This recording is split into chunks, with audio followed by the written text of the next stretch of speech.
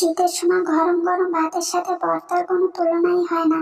তা যদি হয় এরকমের একটা মজাদার ভর্তা, তাহলে তো এক প্লেট ভাত নিমিশেই শেষ হয়ে যাবে। চলুন ভর্তাটা তৈরি করে ফেলি। এজন্য প্রথমে কিছু কাঁচা টমেটো আমি ফালি করে কেটে নিয়েছি।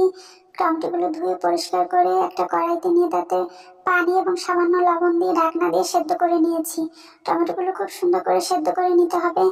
টমেটোগুলো আমি সেদ্ধ করে তুলে নিয়েছি। আমি সবগুলো টমেটো তুলে নিয়েছি। কড়াইয়ে একটু তেল দিয়ে দেবো। 3-4টা শুকনো মরিচ ভেজে নেব।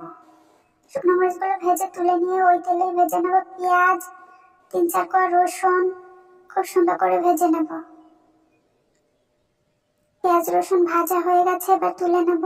আপনারা চাইলে সেদ্ধ টমেটোগুলো ভেজে নিতে পারেন, তাতে ভর্তার স্বাদটা আরো বেড়ে যায়। আমি মাঝে মাঝে ওভাবেও তৈরি করি। এবার সবকিছু একটু লবণ দিয়ে ভালোভাবে ঢলে ভেঙে নেব।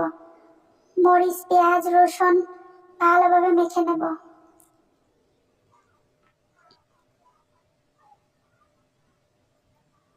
এবার টমেটোগুলো এক এক করে হাত দিয়ে চেপে চেপে একটু ভেঙে মিশিয়ে নেব।